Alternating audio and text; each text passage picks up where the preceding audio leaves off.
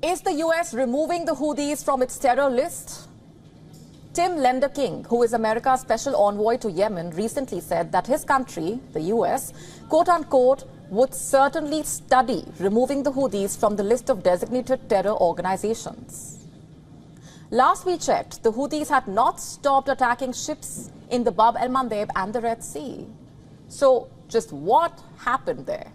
What explains this American envoy's comment?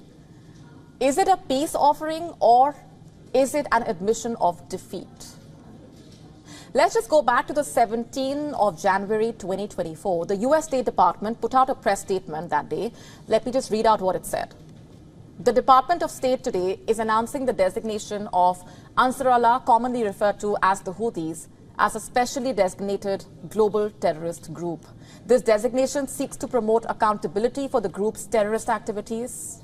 If the Houthis cease their attacks in the Red Sea and the Gulf of Aden, the United States will re-evaluate this designation. Have the Houthis ceased their activities in the Red Sea? We haven't heard anything to that effect. In fact, the Houthis minced no words when they said that they will continue to fight alongside the Hamas as long as the war continues. And the war in Gaza is still raging. So why is America talking about rethinking the Houthis' terror designation? Did the American Red Sea strategy fail? Just tell me one thing. How do countries approach conflicts? First, through diplomacy. They try to resolve conflicts, through talks. They negotiate, engage in give and take perhaps. And then only if diplomacy fails, they send troops after exhausting all options. America, it seems, pulled a reverse. In October, Hamas attacked Israel. The Israeli Prime Minister Benjamin Netanyahu declared a war. The Israeli Defense Forces went into Gaza. From Yemen, the Houthis started a parallel war at sea. They began launching missiles, targeting ships. The Houthis left the world rubbing their eyes when they used a chopper to hijack a commercial vessel and filmed the entire operation.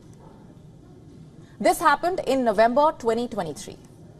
America responded to the Houthi escalation by calling on its allies to form a naval alliance. Operation Prosperity Guardian was born. A force was put together with the goal to ensure safe transit through the Red Sea region.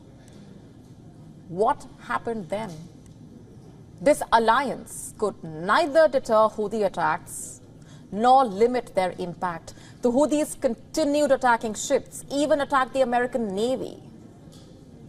So what did America do next?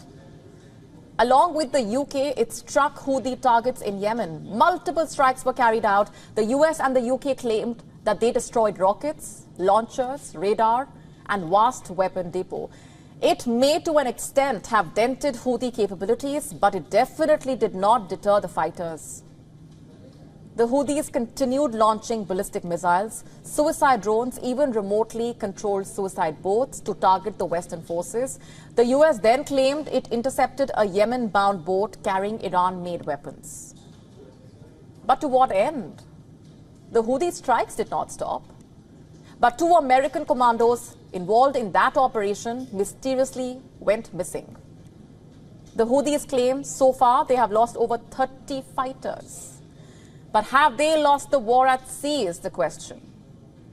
The Houthi leaders say they will attack more ships. So why is an American diplomat here hinting at possibly removing the Houthis from the terror list remains the big question. Is this a confused military strategy or a failed one? America tried to use its firepower to rein in the Houthis from issuing threats to launching airstrikes. Washington tried it all. But nothing has yielded results. So it is going back to the drawing board, it seems. Washington could be trying a different approach altogether. Diplomacy. America's special envoy to Yemen said, and I'm quoting here, "My hope is that we can find diplomatic off-ramps." But does America really have the luxury of options?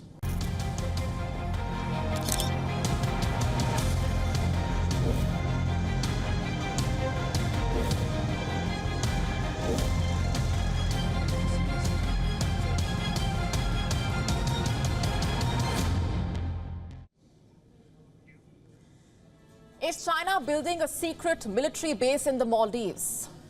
We are not the ones asking that question. This is an allegation being made by some of the most powerful voices in the Maldives, by leaders who are known to be responsible and could be in government after the next elections.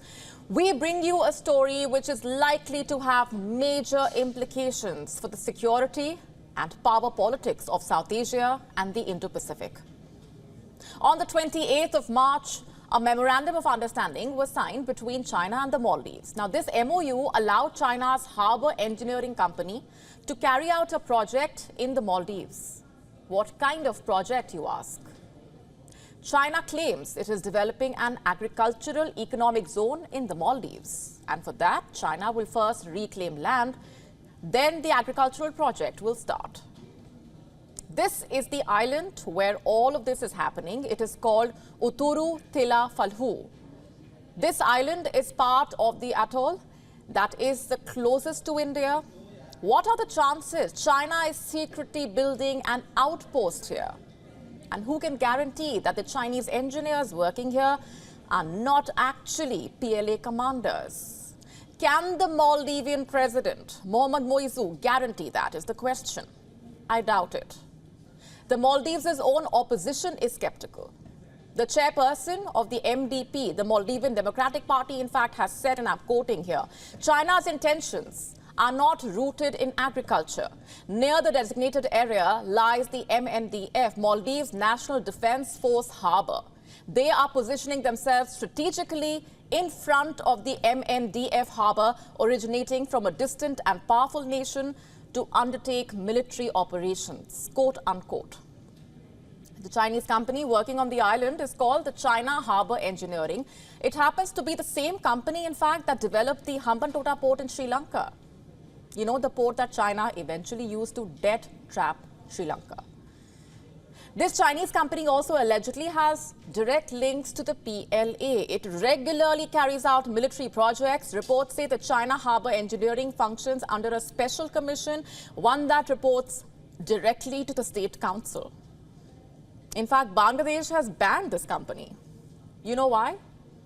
Because it was caught trying to bribe a senior government official. You heard that right. This Chinese company has reportedly carried out land reclamation projects in the South China Sea as well. The islands it created went on to be used by the PLA for military purposes. So is it just a coincidence that the same company has now landed in the Maldives? Beijing could very well have asked China Harbour Engineering to follow the South China Sea template in the Maldives. You know, reclaim land first and then make it suitable for militarization. This Chinese company is the perfect smokescreen for a covert PLA operation. Just tell me one thing. Is it also just a coincidence that Uturu Tila Falhu was chosen for this project? Do you know how many islands the Maldives has? 1,190. 164 of these islands have been developed as tourist resorts. The locals live in 200 islands. How many left? Over 800. All of these are uninhabited.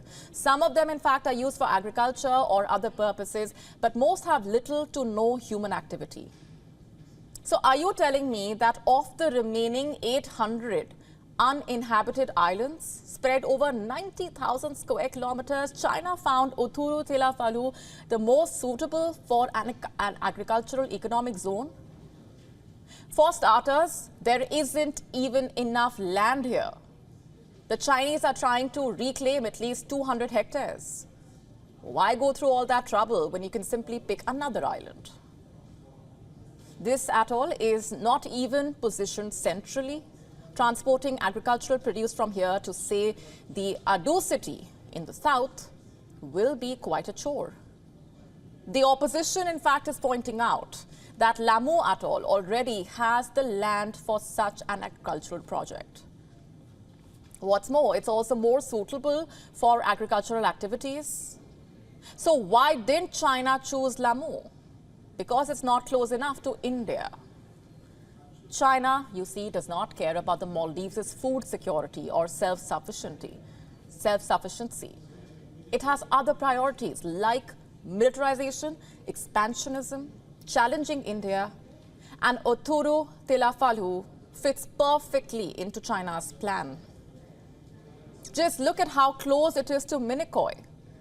This is the perfect island for a Chinese military outpost. Is that what China is building here, is the question.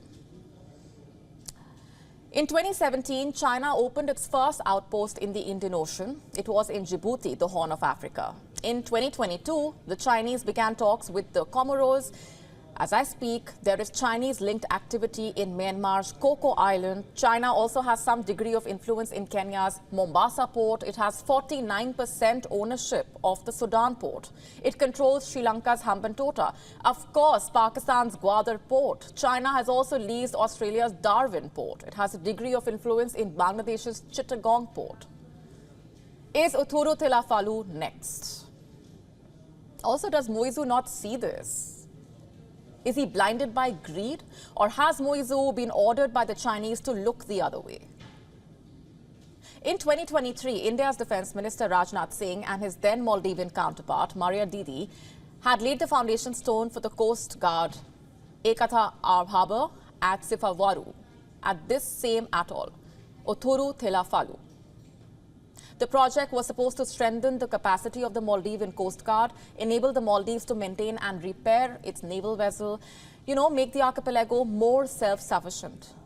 Also facilitate humanitarian assistance and disaster relief efforts. Othuru Tilafalu was supposed to host a modern military base for the Maldives. Beijing has sold a lie of farming in this island, of producing enough crops for at least 200,000 people. And Moizu is dancing to Chinese tunes, covering up for the covert Chinese operation by pointing at India. On Tuesday, the opposition raised concern about what was happening in the Othuru Tilafalu. The very next day, Moizu came out with a statement. He did not say a word about China or the Chinese project. You know what he did instead? He said the remaining Indian troops stationed in the Maldives will leave, quote-unquote, within the current month. You see, the signs have been there for a while now. Moizu had a very public anti-India campaign. He broke long-established diplomatic traditions. He chose China, not India, for his first official international visit. The Maldives then signed a secret defense deal with China. In January, Moizu allowed Chinese spy ship to dock in Mali.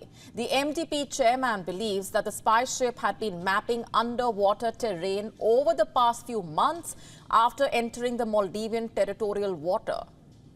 Such data, like underwater seabed, water salinity, they are intel gold mines for submarine operations. Every step of this way, we have been telling you that Moizu is letting China take control of its waters. He is facilitating a Chinese takeover of the Maldives, enabling it. Moizu does not mind if the Maldives' sovereignty is crushed, if Maldivian interests are compromised.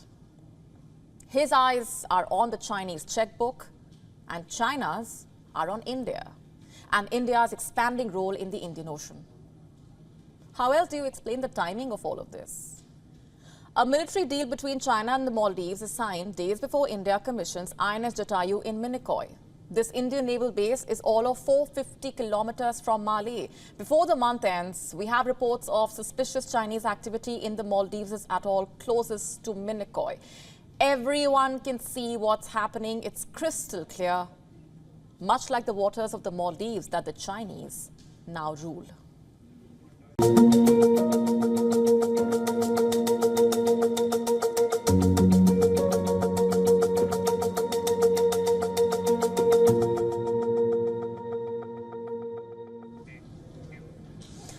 We now get you the story of a man who was once regarded a superstar in the edtech world.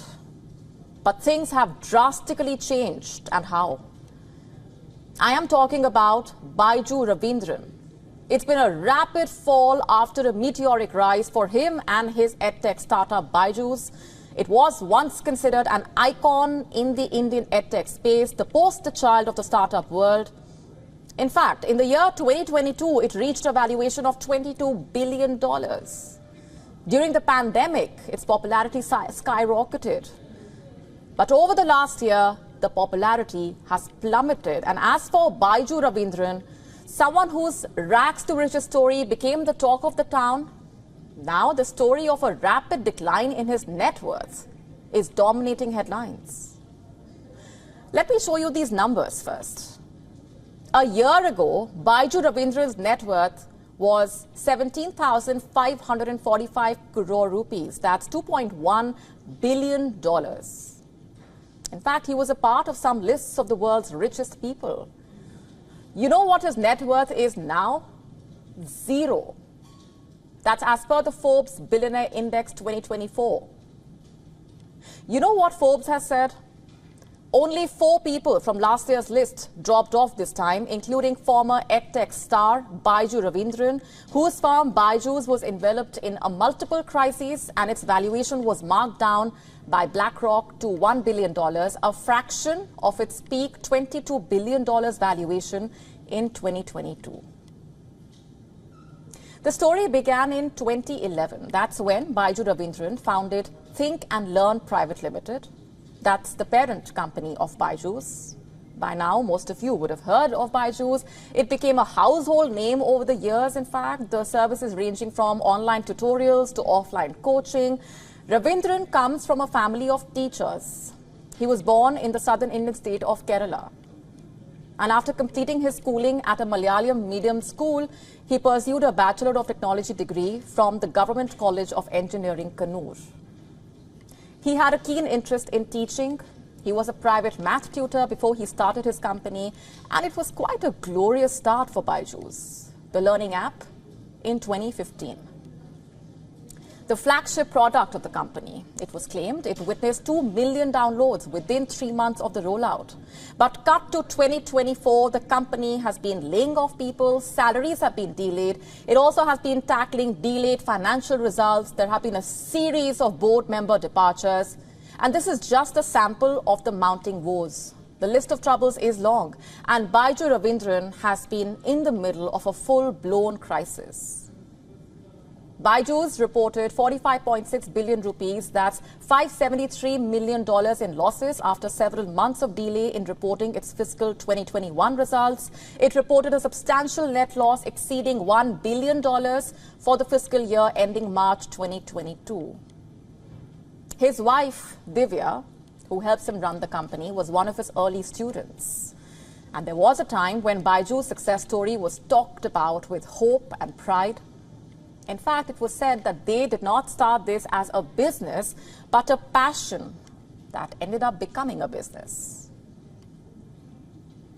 Baiju Ravindran reportedly pledged his under-construction villa and his family members' homes earlier to pay salaries to employees.